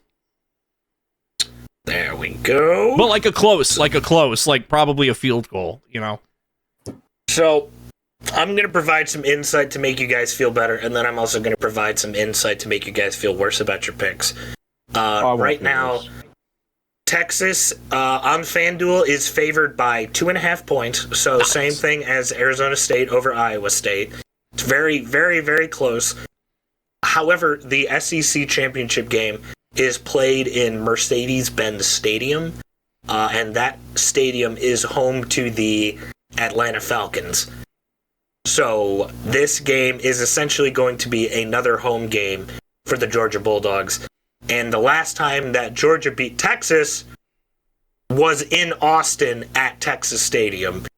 So if Georgia has home field advantage, quote unquote home field advantage, I think that is going to provide a bit of leverage here.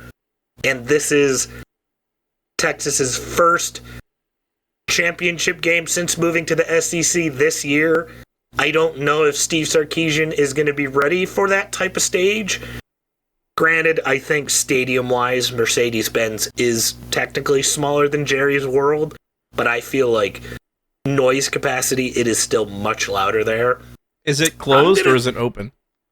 Well, since it's probably going to be the beginning of December, I'm willing to bet they might have it closed. Yeah, but they're also in Georgia. It's a retractable roof. Well, the other stadium he played in was in Dallas. Fair.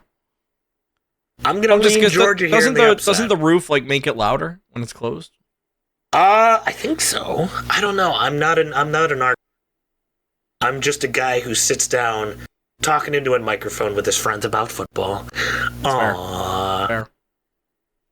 And last but not least, we've picked one of their games earlier this, and we're picking one of them again. Because for the first time since 2017, we see the Penn State Nittany Lions in the Big Ten title game in Indianapolis, Indiana, in the Loud House, taking on the Oregon Ducks, the number 1 ranked Oregon Ducks, this Saturday, 8 p.m. Eastern on prime time. Penn State versus Oregon. Big Ten title game. Mike, who you got? Just because I want to have a different opinion because I already know what Air's going to pick. That's fair.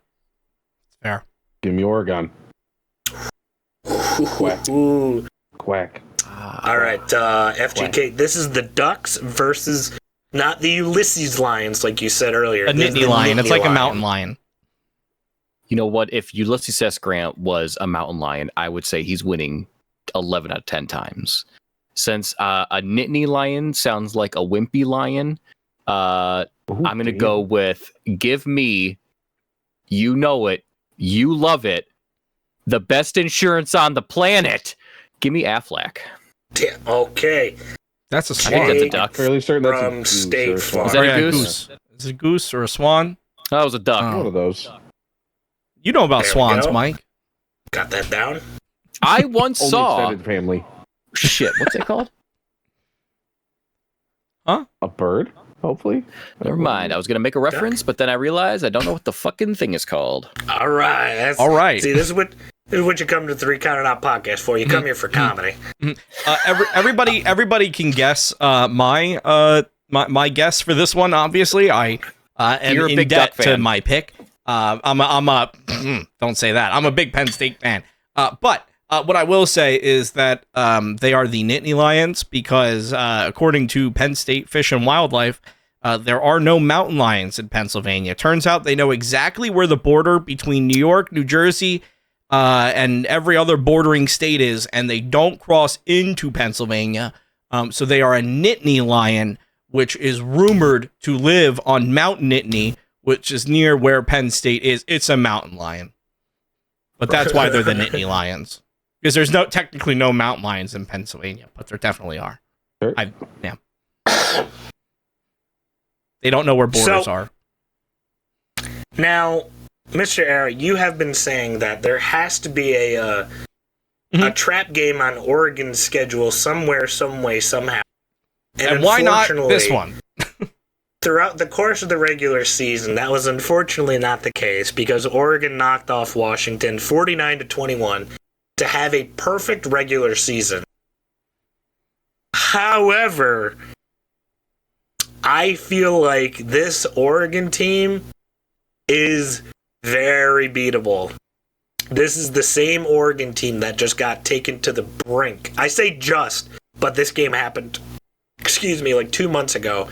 They got taken to the limit by Ohio State and only won by a single point. This Oregon team can be beaten. This Oregon team has not played against Penn State yet. I feel like Penn State can learn from the Ohio State experience. I feel like Penn State has been in the Big Ten title game before. This is Oregon's first experience with the Big Ten title game because they just moved to the conference this year. The lights might be a little too bright for the Ducks. However, Oregon is favored by 3.5. It's not going to change my pick. Give me the Lions. I do want to make one thing very, very clear before we, because next week it's going to sound a little bit different depending on what happens. If Penn State loses, I am still very happy with how this season went, and I feel very good heading into next season. We'll see how I feel next week. Well, you say that, sir, but even if you lose this game, you're going to be still get playoffs. Yeah, for the college football play, you're still going to be competing for a national championship. This game, no, for I know. You, I'm saying I'm not going to be disappointed. You know, like we got there, and we still have the playoffs. We've had an amazing season. Very true. Very true. 11-1, title game appearance, going to the playoff. That's a great season. That's a phenomenal season. We'll see. And next week's episode, we'll be able to talk about projected seedings for the college football playoffs as they will be happening throughout the month of December. And we'll be able to go over a couple of the bowl games as well. The bowl games are just sort of fun games that you can bet on, throw some money on, watch a lethargic, grotesque, living Pop-Tart get roasted alive for the enjoyment of millions to see. I remember that. I'm not going to. Yes, you do. Mike, you're not a Pop-Tart. You're a Toastal Strudel. Let's be honest with ourselves. Aw, thank you. You're welcome. We'll be able to talk about the schematics of everything next week as more will be able to be figured out. However, the regular season still going strong in the world of the NFL as the Broncos and Brownies have kicked off to a rousing score of 0-0, but Jameis has the Brownies marching inside of Denver's 30. I totally forgot that they're playing right now, and I wanted to watch that. Next week, we're not going to talk about the Eagles game whatsoever because they get to pick on Bryce Young for 60 minutes, so I don't think we need to worry too much about them. Bryce Young almost upset a crippled Tampa Bay team. He almost upset a crippled Kansas City because they didn't have Taylor Swift. That's true. Bryce Young's learning how to play football. He just runs by himself. Some interesting games on here, my friends. And I think the first one I want to talk about, normally I try to pick out the good games and try to find some spice where some spice is hidden. We're going to open up with a big old crock of shit first, as I think the game that everybody's most excited to see next week is the Jacksonville Jaguars traveling to Nashville, Tennessee to take on the coffee and mayonnaise drinkers.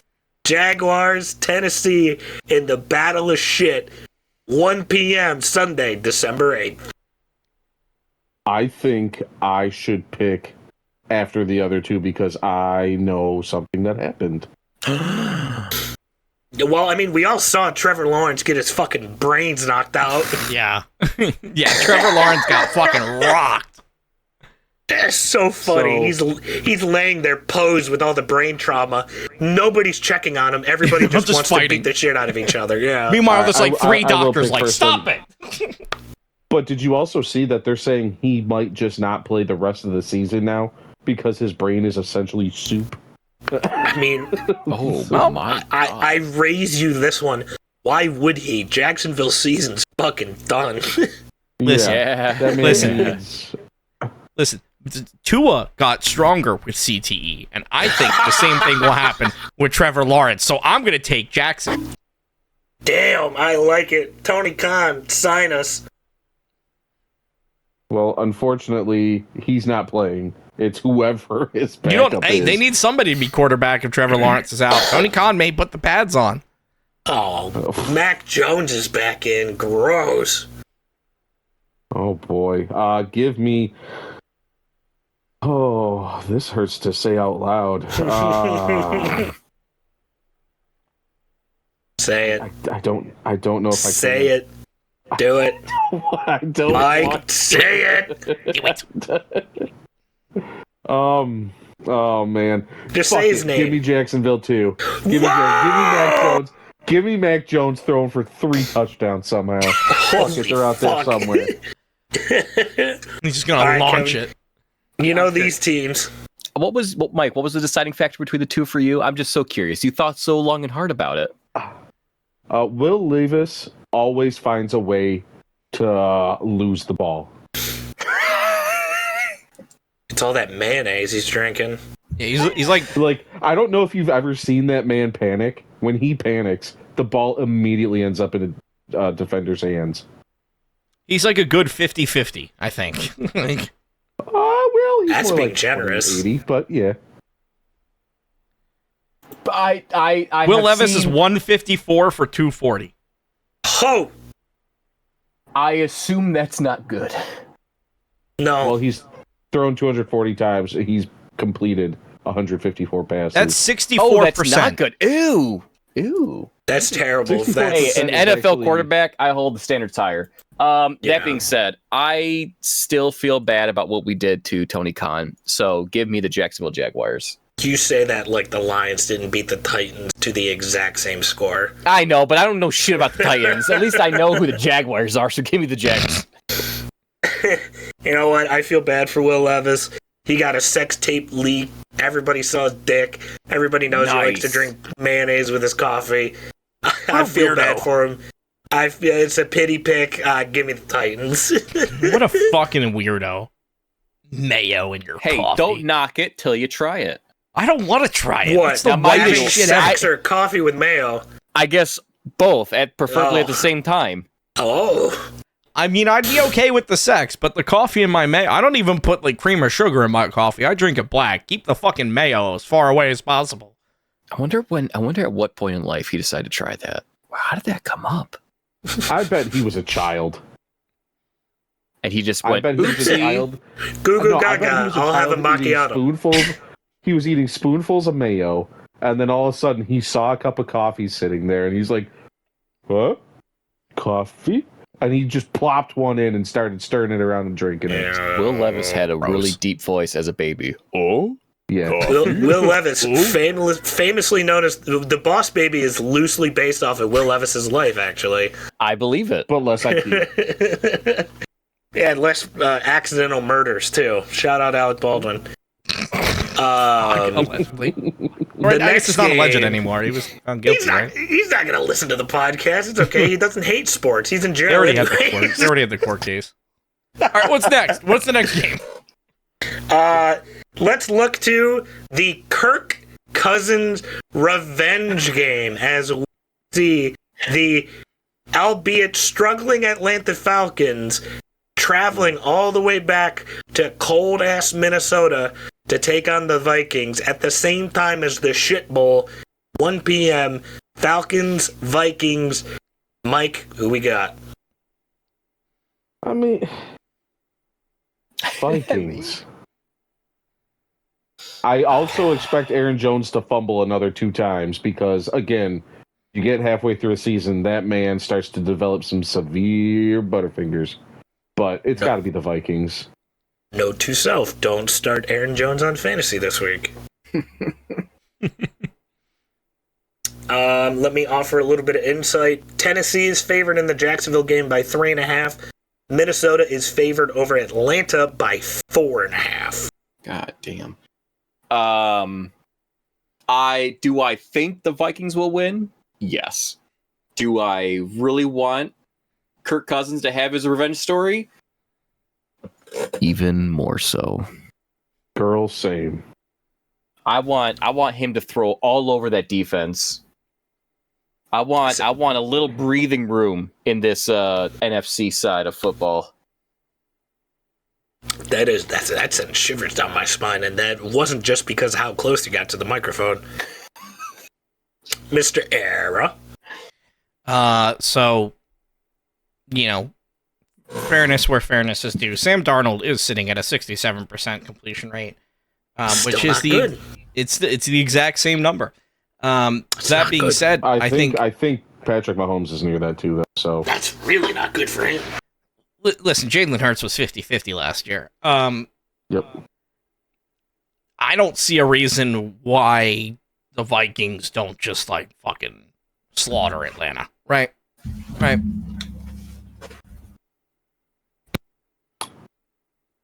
So, let me bring in a perfect little bit of football insight here. You just got off a week where you had to come back, claw and scratch and fight your way for every inch with a team that you're going up against because nobody's fucking giving you an inch. The Cardinals had, I think, a 14-point lead at one point, 10-point lead. Regardless, it was the Cardinals this week. This week. This past Sunday. Because they had a last-minute comeback against the Cardinals. They had to get every single point. They scratched and clawed and bite and punched for every point they got. Very hard-fought victory, and they pulled it off. Congratulations. Now, are you going to be focusing on the floundering team that just got trounced by one of the best teams in the league, who I think is currently sitting at 4-8 at the moment? Or are you going to be looking towards your upcoming Monday night divisional match? I think the Vikings are going to be sitting here. They're going to feel a little too confident, a little too cocky about this game. They have that Bears game circled Monday night, not this week, but next week. They want their revenge with the Bears traveling to Minnesota. They want to kind of show the world that they are better than this Chicago team. I think it smells like a trap game. It tastes like a trap game. I think Kirk Cousins gets some beautiful revenge here. The Vikings overlook the Falcons, and I hope to God that the Lions finally grow their lead in the NFC North just a little bit more. Please, God. And you say I gave you goosebumps. I hope everything you just said will be perfectly laid out when we watch it. And the final game on our schedule sees one of those hottest teams in the NFL right now. You think I'm joking, but boy, oh boy, they're on a bit of a hot streak as they are number 5 in the AFC and number 2 in their division. This Monday Night Football matchup just got a lot more interesting as we see the Kansas City Taylor Swifts hosting Jim Harbaugh and the Los Angeles Chargers. Sunday Night Football. Mike, who we got? I don't want to say it. Say it. I don't want to say it. Say it, Mike. Kansas City Chiefs go 12-1.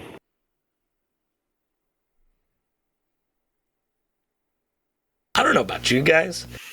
I'm big on the Chargers right now.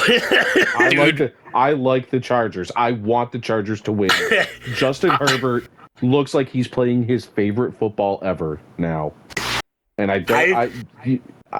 you don't have to like Jim Harbaugh, but it is giving Justin Herbert a new lease on life, a new enjoyment out of football. So for that, I'm happy because that man fucking deserves it because he's been carrying the Chargers for the last years and getting his ass beat for it. This is the most I've seen Justin Herbert smile in a single regular season. Exactly. And he's still throwing to the only person he has to throw a football to is a 5'8" white boy with the last name of McConkey. Come the racist. fuck on. He's Lad McConkey. That's his name. He's a goat. But he also short and white and trying his best because that's all he can do. I love the fucking Chargers right now. They are having a sneaky good season. They're number 5 in the AFC. They're not going to win the division, unfortunately, because Kansas City has like a 4-game lead on them at this point. I think they're a lock for the playoffs, and I think with the way the matchups are right now, it'd be 5 versus 4, and I think the 4 seed would be the Texans. I think the Chargers beat the Texans handedly. Oh, absolutely. Yeah. 100%. I think Chargers make the fucking conference round, dude. Jim Harbaugh's first year back in the NFL. Oh my God, give me the Chargers all day long. I think if you want to beat the Chiefs, you have to beat the refs. And if you want to beat the refs, you can't let them call penalties on you. And the Chargers have been playing very fucking clean. They are like legitimately one of the, like, they have some of the least penalties called on them all season. I legitimately think this could be the team that beats the Chiefs because they have absolutely, like, they don't give the refs any opportunity to call anything on them. And, like, that, I'm not even saying that as a joke. Like, I legitimately think the Chargers could beat the Chiefs.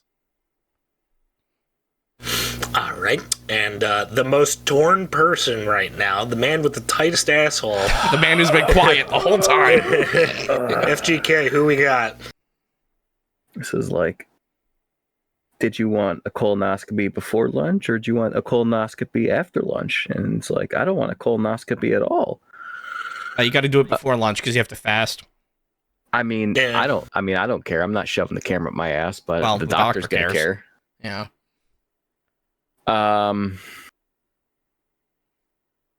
I don't ever want to say let's go Chiefs because fuck the Chiefs. Actually, just based off of the last 20 messages I sent when the refs gave the game to the fucking Chiefs at the Raiders, just based off of that, I should go Chargers. That being said, however, I fucking do not like Jim Harbaugh. He's a whiny little bitch of a coach when he doesn't get his way. I am so sick and fucking tired of seeing that fake Chargers fan every time they're down a point and she goes, "Oh my God, what is life?" Fucking, I don't know what it is. It goes tingle down my spine and I fucking hate it. I want both of them. You know what I want? I want them to draw. I want a tie. I don't want them to go 12. I want them to fucking tie the game, and then that's the end of it. That being said, if that doesn't happen, fine. Let's go Chargers, because fuck the Chiefs. But I want them to tie. You sound divided. We go. Week 14, championship week of the NFL. The regular season of the NFL coming down to a wire. Mm-hmm. It hurts my heart knowing that football's this close to being over. But my God, we have until February. Do you know what hurts my heart? Picking up. Do you know what hurts my heart, Jackal? Pulmonary heart disease, probably. Well, maybe that does run in my family. However, what hurts my heart is, well, what hurts my heart and warms my heart at the exact same time is this week's comment of the week. Coming to us from Zach, who won our wrestling t-shirt giveaway when we did one on Twitter. We're going to have one coming soon to Blue Sky at 3 Count Out Pod. But actually, it comes from Zach, and it comes from the Nefarious Newt, who even went as far as to message us on Blue Sky about this. Kev, we got to have a talk, man, because this comment of the week is, does FGK watch anything else than the Lions? Oh, Hey. And then Nefarious Newt said, I don't think Kyle even watches the whole way through. Kyle? Who the fuck is Kyle? I think you're Kyle. Am I Kyle? oh my God, they don't even know what the K in FGK stands for. Okay. Well, then let it sit. That being said, yes, I just love the Lions because they'll always be my team. But I fucking NFL is the only sport on this earth where I can watch any team and be invested. I can watch Raiders, Chiefs, and be just as invested in every first down as Lions versus Bears. I just love football. I like to watch college. I just love NFL more. I feel like college can be sloppy because, mind you, they're like 18 years old. And I'm not saying that to like knock them. Just being honest and preference. I thought maybe they were talking about AEW. Oh, no. I watch AEW. I don't watch it as much as Mike or Era. I probably watched it more than Danny. Jackal, I just don't know.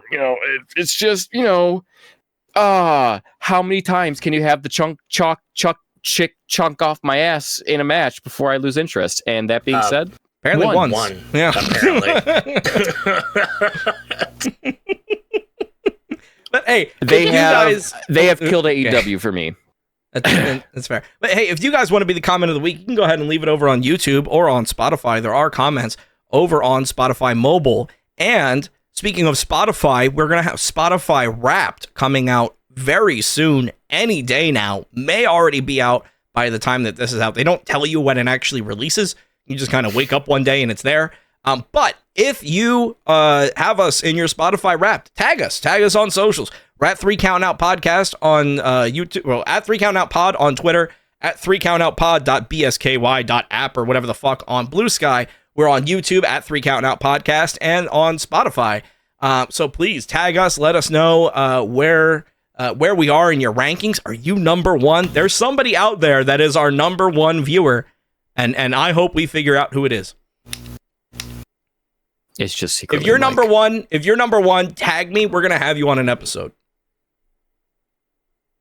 Boy, I can't wait for it to be me listening to our podcast at work. Oh, I'm so excited. Hey, that's me. No, I can't. Hey. I get to be the special guest. Hey, maybe. Yeah. Hey, maybe. We'll do a getting to know Jackal if that's. Oh yeah. But no, seriously, tag us because we started last year after they did Spotify Wrapped. So like this is like legitimately going to be like a full year for us.